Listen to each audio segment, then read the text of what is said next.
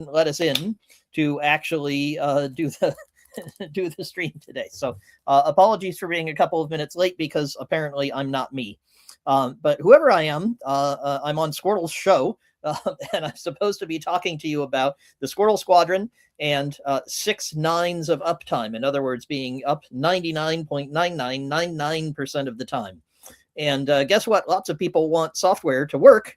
And so I'm going to be trying to be as helpful as I possibly can to you in non-technically advising you on what you need and how to create a highly, highly reliable piece of software that does what you need it to all the time, whether or not that's precisely 6 nines, which we'll talk about. Okay, so if you're at the right place, that's good. Squirrel Squadron is up there and down there, and you know where to find me. If you don't know what the Squirrel Squadron is, I should probably tell you about that. That's my community of tech and non-tech people, all of whom come together to learn about how to use technology most effectively. So we have these sessions pretty regularly. You know, Laura, it says weekly event. We're not doing them weekly anymore. We should fix that. So Laura, our erstwhile community manager, who apparently is playing me on television today. StreamYard thinks she's me, but Laura or Squirrel, or whoever you are, let's fix that. It's not a weekly event. It's about twice a month we're doing these now. But we're doing these regular events. They're free. All of the things in the squadron are my way of giving back, so they're free. And we're discussing lots of exciting and interesting topics, like how to keep your software up and keep your customers satisfied. I publish these booklets regularly. So here's a random one I happen to have over there on getting feedback from customers every single day, making sure that your software is changing daily. So I write these things, I host these things, I try to hold these events very regularly to help all of you. Because it just breaks my heart when people use software in stupid ways. So let's try to reduce that. Right, so we have these regular events. There's a whole list of them. If you head to Squirrel Squadron, I think that's down there somewhere, you'll find a list of these events. You can sign up. There's one live in London coming in just a couple of weeks, so that's probably down there as well. We're also on the forum all the time. So we have all these interesting discussions. There's one that really took off, which was on the Dutch Reach. If you don't know what the Dutch Reach is, that's where you're sitting in your car and you don't want to hit a cyclist. But if you open the door, you might not look. If you reach with the other arm, you go way over here, and that kind of forces you to look behind you and notice if you're going to bash into some poor person behind you walking or cycling. And so we've been talking about how to build that kind of requirement, that kind of reminder into our software, so our software doesn't bash into people. What a great idea. So that's the kind of provocative idea we're discussing. It. Somebody went, one of our regular listeners, our regular attendees, went into ChatGPT and had it try to design a new handle. Had all kinds of interesting problems. So, you know, fun discussion of how to figure out new ways of designing either your car or your software so people can't screw it up. That's always a fun topic that I really enjoy discussing.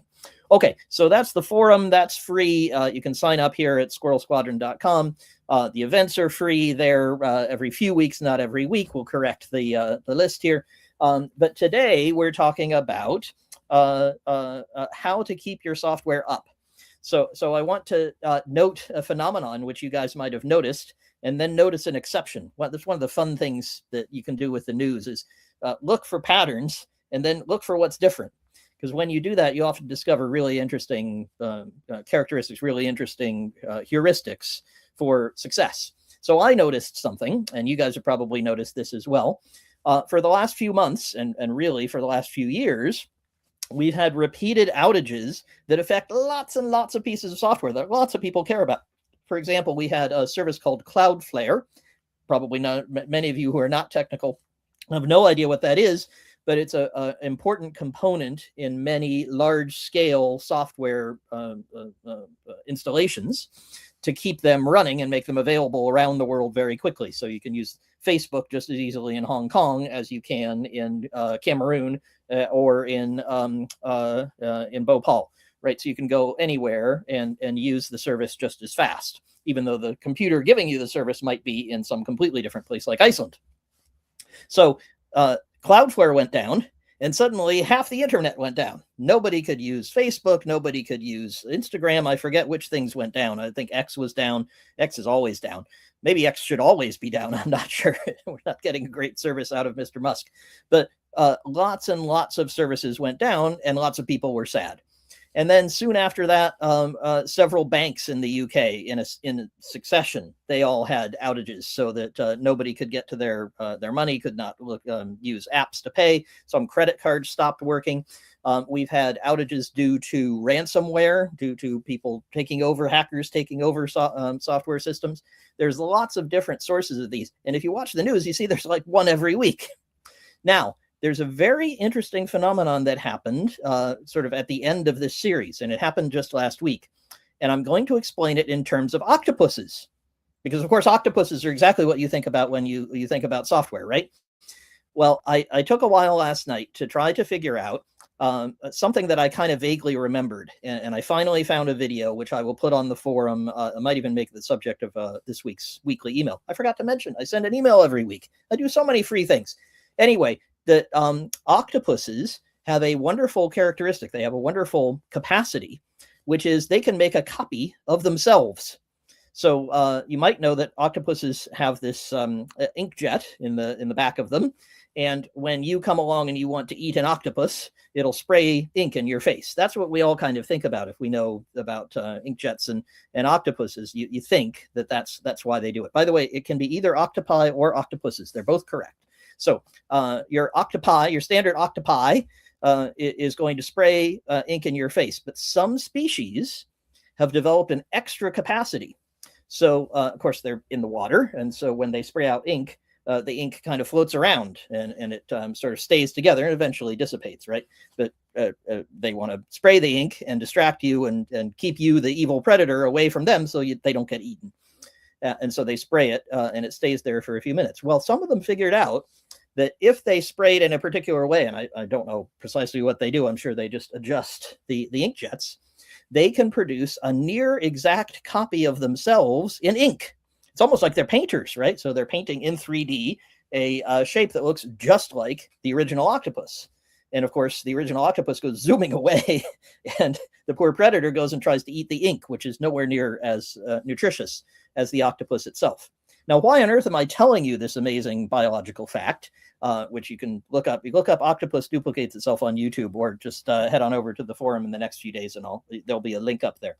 But I'm telling you that because a bank in England managed to do just the same thing. So Monzo Bank is quite a innovative bank. It's one of these new banks. I have the card. I use the Monzo service, and it has a shockingly pinkish orange card. It doesn't have physical branches. It's one of these neo banks that runs differently. And one of the clever things that they did is they set up their service so that there was they at any moment they could send out a jet of ink. Well, not ink, but ones and zeros. And by pressing a button, they could stand up an exact copy of Monzo Bank. Now, why would you want to do that? Well, they had a problem. I don't think they've disclosed exactly what the problem was. Something went wrong in their systems, and we'll talk about how to prevent those things and what to do about them. But you can't prevent them completely. One of the things to keep your software up all the time and keep off the front pages, stop being like Cloudflare and CrowdStrike and all the banks and so on that keep having these. Amazon Web Services have big problems. To not be one of those, it is very helpful to be able to stand up a copy of what you have, to be able to run your service, maybe a degraded version. It doesn't work as well. It's made of ink. It's not made of octopus, so it's not as good. But man, it can do a lot of what your service currently does. So Monzo users were able to continue using their app, were able to continue making payments. Some people couldn't make certain types of payments in the app. Some things didn't work as well. It was not a perfect service. It was an ink copy of Monzo. But man, it was sure better. And I can tell you as a Monzo user, it was better. I didn't even notice that it had gone down. I could keep using my Monzo card and my Monzo app and continue transacting because they had done what the octopi are smart enough to have done. Namely, they figured out how to make a copy of themselves. So since I seem to have made a copy of myself and Laura is now me, maybe I'm illustrating that for you. But that's the first lesson and the first thing to think about when you want to avoid having your software stop working, is figure out with your engineers, and they'll understand. You show them the octopus video, they'll get it very quickly. What is it we would need to do to run a disaster recovery version of our software? And they know about that. This is very standard stuff. Nobody's going to be surprised by this question or not understand what you're talking about. They will ask you questions like, what can we degrade, right? Do we need to be able to handle as many transactions? Do we need to be fast? Could we be a slower service? Could we turn off statements so we don't send statements to people for that day? The statements will be a little bit late, but people can still pay on their cards. Yes, hallelujah, right? Because what we want, if we're Monzo, is we want people to keep making payments and incurring fees to us and so on, right? Your business, I'm sure, is very similar, that there are certain things you would like to keep running, and you'd like to keep those things running all the time. And if you want to achieve that, the best way to do it is to find ways to replicate your service. We're going to talk about that multiple times here. By the way, I didn't even say something very important here. I was so thrown off by having a clone. I can see the chat here. So if you have questions or you're disagreeing with me, you're saying, hey, Squirrel, I don't need that in my business. I need something else. Arguing with me, commenting, saying what you're, saying anything you'd like is available in the chat on whatever platform you're watching me on. So feel free to do that. I'd particularly like to know if you have any questions. People sent me some questions beforehand, and I will go through as many of those as I can get to as we're talking today. But I'd sure love to hear from you live. We have people around the world, and there's folks in Australia who are sleeping, but they're going to watch this on the recording later. So I'll answer their questions. But if you're here live, please let me know what brought you here, what's exciting to you, so I can make sure to cover it, and ask me questions as we go. I like being interrupted. Okay, so now I've told you all about Octopi. I want to tell you about another thing. Again, another sort of news story and lesson learned, which is all about surprising causes of failures and how you can't anticipate them. So some of you might know, some of you might have even been affected, that Airbus had a major problem, I believe it was November. Well, actually, the problem happened in October, but then they actually acted on it in November once they figured out what happened. Somebody was flying an Airbus plane, and suddenly this big jumbo jet dropped a whole long distance, thousands of feet, and lots of people were injured. Luckily, nobody died. That didn't crash into the ground. It recovered. But all of a sudden, for a few terrifying moments, this plane that's going along at one altitude is suddenly dropping to another one. That is not the best way to run an airplane, right? And it's not a good way to run an airplane manufacturer. Airbus does not want that to happen. So, of course, dutifully, they went and checked all their information. We want to talk about this more. I'm going to come back to that in a second. How did they find this out? But they had all kinds of records, all kinds of information. They took apart the plane, looked at everything, and they said, there's nothing that caused this. There's no event that we can point to, like, a bit of the plane falling off, or somebody forgot to tighten a screw, or the pilot actually, accidentally bumped a control switch or something. None of that happened. And so they were looking and looking, and they narrowed it down, and they only found what it was by a process of elimination. They said, well, it couldn't be this, and it couldn't be that, and it couldn't be that. It must have been this. And this is a cosmic ray, believe it or not. So you might not know what cosmic rays are. They're very fast particles that come out of stars far away, and they come a very long distance. Some of them come out of our star, the sun, and they come racing toward the Earth, and some of them make it through the atmosphere, and they actually hit things. And the less atmosphere you have, the more likely it is to get hit by cosmic rays. The International Space Station is hit by them all the time, and people who build spaceships have to be very, very careful about this precise cosmic ray problem I'm going to describe. People who fly planes don't usually worry about this. People on the ground don't need to, because the cosmic rays get interfered with by the atmosphere. But what happened in this case is a cosmic ray actually made its way through. The plane's flying at very high altitude. The cosmic ray gets through. It hits the memory of one of the computers inside the plane, and it switches just one bit. Remember, computers run with zeros and ones, right? Little bits of information, and it switched a 0 to a 1. And these very clever folks who took apart this system and figured out what was going on with it, they said, aha, what must have happened is it flipped this one from 0 to 1. And if it did that at this time, which is when we had the problem, then it would have dropped. This is very bad. They're supposed to build the software, so that can't happen. And so, in fact, Airbus grounded all of its planes and said to every airline on the planet, if you have an Airbus of this type, you must not fly it until you apply this software patch that changes it so that if this bit does change from 0 to 1, we're still okay.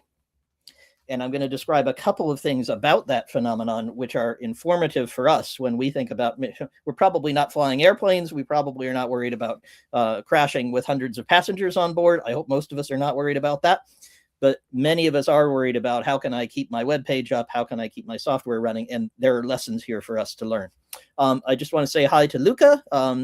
Luca's saying multi-region replication. Yes, I'm going to come to that. Thank you for mentioning that. Reduced capacity and focusing on critical services. Great. I'm glad that's a helpful suggestion. There's lots more of where that came from, Luca. So I'm glad that this is helpful to you. Thanks for the comment. Please ask more questions and bring up more things. And I think I'm getting all the comments. I'm not absolutely sure. Oh, Steve says coral pink. I'm not sure where he's going with that, but hi, Steve. Always nice to see you. So I think I now am connected to the right thing because I think now the service knows who I am. I'm not sure who I am anymore, but that's another story. Okay, right. So what are the lessons from this Airbus story? We've got the cosmic ray hitting the memory chip, suddenly flipping a bit from 0 to 1. There's two really important things to notice there. The first is that somebody was able to take it apart and do this process of elimination. And your engineers are probably doing something like this, but they are probably not doing enough of it. And they're not doing it in a disciplined and careful way, particularly if you want to make the system super robust and always up, which is, I think, why you guys are here. And that is they are logging everything the system is doing. You could imagine a very, very careful and conscientious worker, maybe somebody who's working in a factory, and that person says, okay, I'm now going to turn the spanner a quarter of a turn. Okay, now I'm going to adjust the robot's settings to 729 and writes that down. And they write down everything they do. Now, most people who work in a factory don't actually do that. But people who do that are folks who are working on a factory in space. Right? They make sure to keep very careful track of what they're doing. And your computer does that without it being a burden to anyone. Keeps track very carefully of what memory it changed, what information it stored, where things went, what errors it got. All of that goes into something called a log file. And engineers have come up with all kinds of really clever tools with names, crazy names like Datadog and Sentry and Sneak and other kinds of things. And you don't have to know what any of those things are. You just have to go to your engineers and say, where are the log files? And say, good that you asked that. Actually, we have some over here and some over there and some there. And you say, well, how would we know if something went wrong? And when's the last time you checked the log files? Can you find what you need? Almost certainly, if you do that check at a time when they're calm, they will say, actually, we're missing this. And if we had this, we could investigate better and we could do more. The Airbus engineers clearly had done a lot of that. And so they had produced log files and records and information, obviously, because they're running an airplane. So that's a little more important than for many of us. And so they had all those records. And so instead of just having to say, well, I don't know why it dropped, can't answer it, we don't know what happened, they were able to very carefully go through and say, this happened, and then this happened. And we don't know what this was, but then because this happened after it, a really good theory is a cosmic ray hit and changed a 0 to a 1. So you're probably not going to be investigating anything that complicated. You probably don't need to be at 99.99999%, I forgot how many nines, of uptime. But what you do really need to do is make sure that your engineers can investigate. And there's almost always simple things you can do at relatively low cost. All the services I just mentioned a moment ago, those are all very low cost and simple to install. This is a solved problem in engineering. Most people don't really care. They don't notice, they don't think about it until a cosmic ray hits. And your version of a cosmic ray might be somebody who orders a large number of items, and suddenly that overwhelms your database. It might be a number that you reach. Suddenly you're on television and you get a lot more people coming to your website than normal. Anything like a cosmic ray can happen to you at any time. And my recommendation is go talk to your engineers. Go talk to whoever runs your website and your services and your applications and say, when you investigate this stuff, where do you go? And I bet your eyes will be opened and you'll find lots of opportunities opportunities for improvement. The other thing about the cosmic ray problem is that they were able to anticipate this kind of thing happening. And normally, when you use memory inside a computer, it's something called error correcting memory, because people have noticed that this stuff happens, and there's redundancy. So there's, and Luca was mentioning this, that you might have 0101, and then you have recorded someplace else the same sequence of numbers, 0101. And whenever somebody wants to check that number, they go and say, all right, let's check in 2 places. We're going to go look here, and we're going to look there. And if a cosmic ray is hit and it's changed one of them to 0100, somebody notices and goes beep, and it records a log piece of information in the log file, and it doesn't make the plane drop. That's right. It says, hang on, this is unreliable. Something's gone wrong. Maybe alerts the pilot. Lots of different things could happen. That's what should have happened. And somebody missed that. Somebody didn't use the right kind of memory or didn't do the right kind of check. We don't know exactly what happened. But what we do know is that there are mechanisms and tools that can make your software more reliable.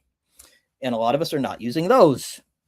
These are the sorts of things you can go to your engineers and say, well, what kinds of incidents have we had? What kinds of things have gone wrong? Don't focus on weird things like cosmic rays, because that's unlikely to hit you. But other things are likely, and they probably are happening pretty regularly. But your software is kind of surviving. Things are kind of getting on okay. Your engineers can kind of do something to fix it. But if you ask them, they can almost certainly tell you that there's the equivalent of error correcting memory. There are tools that can, for example, make sure that your database never gets updates that are out of sync or incorrect, and that keeps your database from recording, say, maybe this is what happened to cause me not to be Squirrel today. Your database records that Squirrel is actually not a user, right? You're trying to update Squirrel and you update him with the wrong information. Your database can check that and say, yeah, you know, this guy Douglas Squirrel, he's logged on yesterday and he's logged on today. Maybe we shouldn't make him a non-user. Maybe we shouldn't turn him off. We should do something else. So there are lots of things your engineers can do, and those are things you can ask them to do in order to keep your software up. Okay, I hope that's helpful. Oh, Steve is telling me what color the Monzo cards are. Yes, he's telling me they're coral pink. Good. I'm terrible with colors. I rely on my wife, who happens not to be able to see, but is much better with colors than me. All right, so let me describe a few more things that you can do now to address not being on the front pages and keep yourself up. And I'll come to questions. Of course, put questions in the chat, and I'll come to some of the ones you guys sent me ahead of time as well. Let's see. So one of my favorites is doing lots of testing. And so you can simulate lots of the things that might happen to you before they happen. And you know about this from, for example, military units, battalions and navies and other folks like that. They have war games. They do that to test where the guns are going to jam, whether they're going to have bad communications, their radio frequencies don't connect, and so on. They're looking for problems before they have to deal with it in an actual war. And similarly, you can have tests. They're often called scalability tests or reliability tests or security tests, penetration tests. All of these sorts of things are ways of having somebody think, what could go wrong? Let's construct something so that we simulate it going wrong, and we'll find out what goes wrong, what happens. So I remember doing one of these. And by the way, it helps you find operational problems too, not just software. Then I'll illustrate that. So I had a client many, many years ago who sold a lot on Facebook right before Christmas. A great time to advertise if you're in retail and you want to sell things to people, and it's a particularly sentimental gift, which this was. They could sell a lot at Christmas. They said, what if we sell too much? What if we get too much load and suddenly things go wrong? And so what we did is a series of reliability tests. And in those reliability tests, we practiced different things that could go wrong. We didn't have them actually go wrong, but I distributed these little cards to everybody in the company, and they had little scripts on them. So you would say, hey, the database has stopped working. And somebody else would say, okay, I will go look at the log files. We just talked about that, right? And then somebody else would say, okay, here's what I found in the log file. They're just reading off the card. None of this had actually happened. But what we were testing was that our monitoring was in place, that we had good communications tools, that people knew what the right steps were. We had run books that described how to handle these issues. So we were making sure that the people were ready, and we were making sure that the software was ready, that we had all the right mechanisms, the kinds I was talking about before that the Airbus engineers used, so that we could investigate this made-up problem. Now, the funny thing we did in this, and you may want to try something similar, even just for its entertainment value, is we worried a little bit that somebody be reading off the card and somebody else wouldn't notice, and they'd think there really was a problem. They'd post on our website, we're down, sorry, you can't buy anything. That would be very bad. We didn't want the practice to leak over into reality. But you can practice this stuff in a very safe way. What we did is we just had a secret word, and we'd say the secret word before anything we read off the card, so we knew it was part of the test. Our secret word was parsnips. If you don't know what parsnips are, maybe you're not an English speaker, they're kind of like carrots, but white. And they taste awful. I don't know where we came up with parsnips, but that was our silly word. And we were unlikely to just say that in normal conversation. So you would say, parsnips, the database is down. Parsnips, nobody can buy anything. Parsnips, I'm updating the website. And that would be our signal that we would know that this was a test and not real. So that kind of test you can run in a whole lot of different ways. And I think I could spend the whole rest of this time describing them. I won't do that, but I'm going to just tell you a few of my favorites. And then if you want to know more, please post on the forum, ask questions, of course, ask your engineers. There's a whole host of different things, and some may be more relevant to you. But for example, you can use tools like artillery.io. That happens to be one I know, and it has an entertaining name, so it sticks in my brain. But these are free tools. These are free mechanisms for pretending that lots of people are coming to your website. Lots of people are buying from you. Lots of people are requesting things or looking at pictures of cats or whatever it is they do with your website or your online service. And you can create a whole bunch of fake ones. Now, don't point this at your real system, right? Otherwise, you will take it down, and that's not what you want to do. What you want to do is make a copy, hey, like the octopuses, right? So make a copy. It doesn't have to be a perfect copy, but enough that it's meaningfully simulating what your real system does, and point one of these things at it. Artillery is such a great name. You can imagine just firing cannon shots over and over, but lots and lots of them, right? So millions of people coming to your website. They've seen a TV ad or something like that. And they're busy checking things and going to pages and clicking things and buying stuff, and it will simulate all those things for you. And of course, stuff will fail. That's what you want. You're simulating the phenomenon of a Black Friday or a TV ad or something like that suddenly produces a lot of load on your system. And you can run those things every single day if you want to. You can run them once a quarter. You can run them as often as you want. And because it's pure software, unlike the parsnips example, it's just your software running and testing, you can find out where problems are as soon as they're created. So when an engineer does something funny in the database, it suddenly makes the database very slow under high load. You will find that out that night because you ran your tests. So scalability tests of that kind are great to run. You can run them as a one-off, that's great, but it's even better if you run them ongoing. You're always running them, you're always getting feedback on whether your software is running the way that you want at load, when there are lots of people, when you might be going down. Okay, and here's another fun one. Netflix. I was just watching a Netflix movie with my wife last night, and I don't know whether Netflix had a problem in the middle, because Netflix is almost always up. They're almost always able to send you all the ones and zeros for the movie you want to watch without interruption. And so most people find that Netflix works most of the time. Guess how Netflix does that? One of the things they do is they run a service in production with real servers, with real machines, called the Chaos Monkey. And the Chaos Monkey comes along and it will wipe something out. It will wipe out a whole computer, data center full of loads and loads of computers. They're all sending movies to people all over the world. And it'll come along and say, that one right there, number 627, bang, you're dead, and it will knock it out. Now, of course, the thing that might happen is somebody's watching a movie on computer number 627, and that person will be sad. Netflix is lucky. There are lots of people watching. A lot of them can hit the refresh button. There are lots of ways for people to come back. And they have put in place a lot of redundancy, back to what Lucas said. There are lots and lots of pieces of Netflix that are duplicates of each other. And when computer number 627 goes down, computer number 628 takes up right where 627 left off, and you don't know that it's happened. That's how it's supposed to be.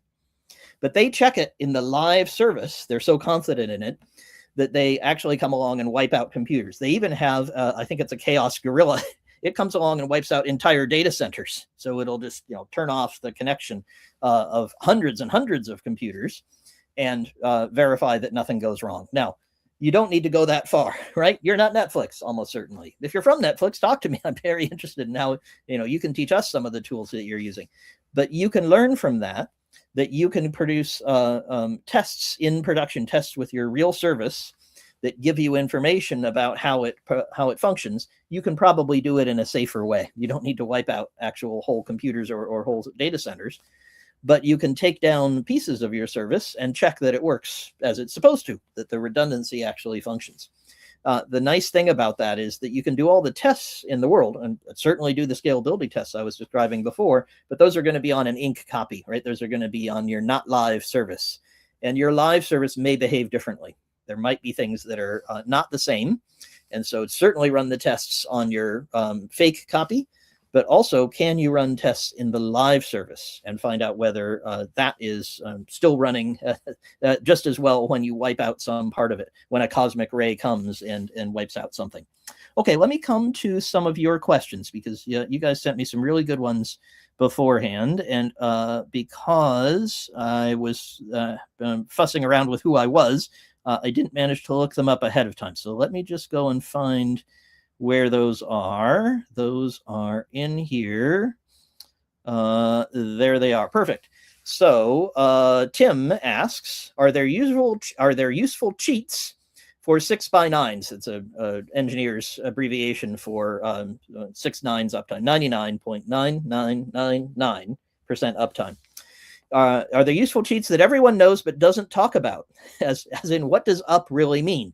Well, let me take that point, because yes, there are lots of cheats, and that's what I'm talking about here. But in particular, what is up really? So Monzo Bank is one example that I talked about where, hey, you're not getting a perfect service, but you're getting enough, right? You can use your card, you can make payments. Maybe you can't check your balance. Maybe you can't send a statement. That's okay. Less important. Are you still up? I would say yes, certainly as a customer of that bank. But there are other ways that you can kind of tweak and adjust what up means. And it's usually easiest to discuss this stuff and think about it in a calm way, right? Before the cosmic ray hits, before the Black Friday happens, to think about it in a calm and quiet room. Think about, what would it mean for us to be down? And when would we say, for instance, to our customers in our contracts, but also to ourselves in our metrics when we're measuring how well we're performing, how would we know if we were down? What are the crucial things that our service does that we can't live without? So Tim, one of the cheat codes that my clients use who run this way, I don't have a lot, but I do have some who have this kind of level of demand for uptime. One of the cheat codes they use is to say, well, look, we're going to really harden, we're going to really protect certain of our services, certain things that people can do, and we're going to make those as robust as possible. You know what? If we lose this one, we don't care. I remember working at an e-commerce business long ago where I was CTO. And so we had a website, and we had sold half-price Louis Vuitton handbags. Boy, people really liked that. That was very popular, and sometimes we'd get a herd of folks showing up. And sometimes we would make changes to the software and we'd break stuff, and we felt very stupid when we did that. We didn't care about the website. In other words, we didn't care if, for a very brief moment, people couldn't search for Louis Vuitton handbags. That was okay if it went down. Now, that's very unusual. That's, you wouldn't think of that for a retailer. If ASOS's website went down, if Primark's website went down, if Burger King's website went down, that would be bad. That would really mess people up and make them unhappy. But in our case, we had people who were really committed. They had a strong motive to buy cheap handbags. They really loved it. And they also typically, especially at that time, I think it's become more reliable, but Wi-Fi and internet connections, and especially mobile ones, were not as reliable. So people were kind of in the habit of hitting refresh, just hitting enter again, typing in our name again, getting back to our website and trying it again. So in fact, we didn't care so much about whether our website was up. We cared an awful lot about whether payments were working, right? If people were trying to pay us and something broke, then they lost trust in us. It wasn't as reliable. Sometimes we'd get double charge, they pay twice, and we had to sort that out. That cost us a lot. So lots of things went wrong when the payments had a problem. So we were really concentrated on making sure payments worked. Website, all we did is we put on our desks a big red button, and this red button was hooked up technically to roll us back, to go back to the previous version of the software, to start everything over again. It's kind of a big undo button. And we sat next to customer service. So as we were making changes and updating things, we would listen. And when customer service said, hey, the website is down, we'd hit the big red button. We didn't think, we didn't concentrate on anything. We didn't investigate. We didn't look in any log files. We didn't do any of that. All we did was hit the big red button. And guess what happened? Our service came right back up again. And those people who were hitting the refresh button, they got back to the website. The payments kept going through because we'd hardened that. We'd made sure that that wasn't going to be as affected. But we made sure that the website had a rapid recovery, but we didn't care that much about whether it was up. And so if somebody wanted to know, is our service been working? We'd say, yeah, it's been working for months. Yeah, it never goes down. Occasionally, we have to hit this big red button, but our users don't care. And so the question for you, Tim, is what do your users actually care about? I think in your case, if I remember what you do, and I might be remembering wrong, I might have the wrong Tim, but I think in your case, your users want analysis. They want advice. They want to make sure that they know what to do, that they're updating their service in an appropriate way for the thing that you do. And so it may not matter as much whether they actually get an online service that they can actually work with. They want to make sure that when they get something, it's right. So for example, you might be down, you might have a big red button on your service, but you make sure that you don't have errors that cause you to give wrong answers. I don't remember if I've got the right Tim, so apologies if I have, but there are probably similar things for all of you where you can say, we can live without this, but we can't live without that. And so you harden the right ones. Tim, I hope that was helpful. I don't know if you're watching on the recording or if you're here, but very happy to hear more from you. So somebody says, I'm not sure what the name is, Mr. or Ms. Nice, I think, if I'm reading it right, says, think hard about what you can disable or not provide. Great reminder to focus efforts. Well, thank you. Keep thinking about those sorts of things because you get surprising answers. You wouldn't have thought that a retailer could get have its website go down. We could, and we regularly did. Okay, let's see. Now, here's another fun one. Here's another technique that a lot of people don't think of. And this is a story I haven't been able to substantiate. So I know it's somewhere. I think Roland must have told me about it. Roland's one of our regular listeners and watchers. Maybe Roland will remind me. And you might have reminded me before. I know right now if I wanted to put my hands on where this came from, where was this story? I can't think where it was. But what I understand is that SpaceX, the guys who keep blowing up spaceships, right? So Musk is trying to get to Mars. I hope when he gets there, he stays there, but that's another story. So he keeps trying to launch these rockets. They occasionally blow up. He launches them as fast as he can, and he's just trying to get as much data and as much information about how to build better spaceships as he can, and he's doing pretty well. Now, those guys don't always blow up spaceships to find out what's wrong with them. They have what they call a spaceship on a table. And I guess it must be a very big table, or maybe they only do parts of it. I'm not sure how. But they take all of the sensors and all of the components and all of the things that are inside the rocket, and they put them all down and they hook them all up. So they have real physical examples. This is kind of like a squid, an octopus example, but it's a specific subset of the rocket that they're copying. They don't have an actual physical rocket that's 20 stories tall or whatever it is. They have a table on which they've put all the sensors, all the information, and they fake what's happening to the rocket. So they simulate a leak in one of the oxygen tanks. They simulate being really hot some morning when they're launching. They simulate one of the fins falling off. All of these things really happen, by the way. So they simulate those things on the table, and they check that the computers that are running the software that tells the rocket what to do the right thing, which might be, steer the rocket safe to some safe distance and blow it up on purpose, or it might be continue with one less engine but adjust how you're firing the engines and so on. There are lots of different things you can do to recover once you know what's going on. But what they're trying to test is, can we find a problem? Can we recover from it, or at least end the flight in an effective way? Can we have a safe outcome rather than a dangerous one, or one that destroys our whole rocket when we're able to do that? And they do all that on a table. So the puzzle for you is, and again, this is one great to take to your engineers. They'll understand instantly what they would need to do. You may just need to clear some time for them. Can they simulate important parts of what your software does without actually doing things for real? And an example of this that's very standard in finance circles is that you do paper trading. So instead of actually buying and selling on the market, you're buying credit derivatives or equity shares or whatever it is. If you did that on the real market, you might lose money. But instead, what you do is you hook up to something that looks like the market, and you trade and you add and you buy this and sell that and short this and do the other thing. And you check that your software can deal with, say, suddenly a huge market crash or a big piece of news or an exchange going down or something like that. And if you can simulate it on the table without actually having to launch, without having to talk to the exchange or send your spaceship up into the atmosphere, that's a big advantage. So this is one way that I'm sure the Airbus folks detected this kind of thing and thought about how to do it. They said, all right, I don't know this, but I'm sure they must have some version of an airplane on the table. And they said, okay, what things could go wrong? Cosmic rays, the wing falls off, somebody forgot to tighten a nut, and they do all the tests, at least to make sure the software can handle the problem. Unfortunately, this is very hard to do with hardware. If you tried to have the sensors actually shaking at the speed that they would be moving in a launch, or if you tried to have sort of physical events occur, that's very hard to simulate on a table.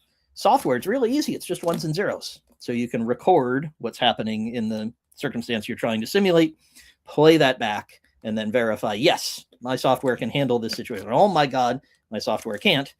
And the other great thing is you can check it all the time. So with real hardware that's hooked up, if you have a hardware component to your service, or just by simulating the situation that your actual services run in, you can simulate various kinds of disasters every single day. And therefore, if your engineers do something that removes one of your protections, that removes one of the things that allows you to run at many nines of uptime, you'll know that the next day, because we're running those tests all the time, and the test goes beep, hang on, we're not able to handle this situation anymore. Because that squirrel guy, he missed a semicolon, and therefore the software doesn't work. If you think that's a joke, I'm not kidding. Well, there are several spaceships that have crashed because people mixed up feet and inches, or they didn't put a semicolon in the right place, and so on. So there are real examples where systems have failed for a simpler reason as that. Guess what? It's preventable because you run the tests on the table. Oh, Mr. Nice is Tim. Oh, great. So I'm glad that this has been helpful to Tim. I'm glad I was able to answer your question. Okay, so I got a few more here, and I'm probably going to run out of time. Please ask more questions. Very happy to help you guys. I have more in the backlog there, but I want to cover one particular type of example, which hit the headlines a couple of years ago, and I'm still angry about it. I wrote like a whole screed on LinkedIn because it was such an egregious failure. It was so preventable. It had to affect some people. There's a called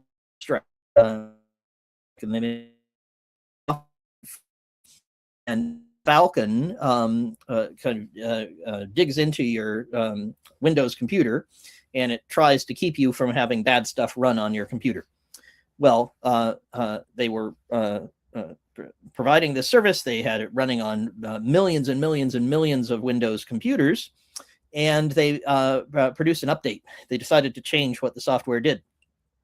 And they thought it was perfectly safe, and they didn't test it. There's no piece of software on the table. There was no mechanism for scalability testing. This wasn't even a scalability problem. It was that they had made a change to how this software worked. It was deep, deep, deep within Windows, and so Windows couldn't run anymore once this update had happened. You couldn't even start your computer. Well, that's okay if your computer is on your desk. That might be a little difficult for you. You can switch to your phone, continue with what you're doing, or at least maybe just go home. But if your computer is running an airplane or an airport or a hospital, then that's a kind of bigger deal. And that's what happened, is millions and millions of those machines suddenly wouldn't work at all and had to be manually reset in order to begin working again. Now, there was a lot of unhappy people. Now, there's something they could have done which would have helped them with this. And this is something, again, your engineers will know all about this. and they probably haven't done this kind of thing because you haven't asked them. So I'm encouraging you, go and ask them, tell them this would be a good idea. And that's something that needs to take us, if I'm going to explain it to you, we need to go back to the days of coal mines. So I can't do a Yorkshire accent, but here in England we have folks in Yorkshire who remember going down the pit, and Wales as well. Those are big places where we had coal mines in Britain. And one of the things that could happen in a coal mine is you would get noxious gases, right? So in the tunnels, there would be a cloud of gas, which would be poisonous to humans. Humans would die if they walked into that tunnel. And so what the miners would do, and this is really true, you can go look this up, is they would carry around a canary. And this canary was more sensitive to the gas. And so you can imagine these big, tough miners, covered in soot, covered in coal dust, walking along or crawling along in the mines, and they're carrying a cage with a canary in it. But what they were looking for is if the canary keels over, you better run, right? Because the canary is noticing the problem before you get into the problem. And you can do the same thing. This is what CrowdStrike could have done with Falcon, and they didn't bother. When you are about to update your software, when you're going to make a change, when you're going to change something in your service of any type, what you can do is try it out on a little piece. You can try it out on the equivalent of a canary. And what CrowdStrike could have done is to send out their update to a tiny percentage of the computers, maybe the ones just in their office, right? Or to ones that are within their test environment so that they could know what was happening with those computers. And so they'd send out their update, make the change to the software and say, all of these canaries seem to have died. Maybe something is wrong here. And if they had done that, then there would be millions of people much happier at not having to restart computers in very sensitive, delicate pieces of equipment that were running things like operating theaters. So you may not have to protect yourself against quite so much danger.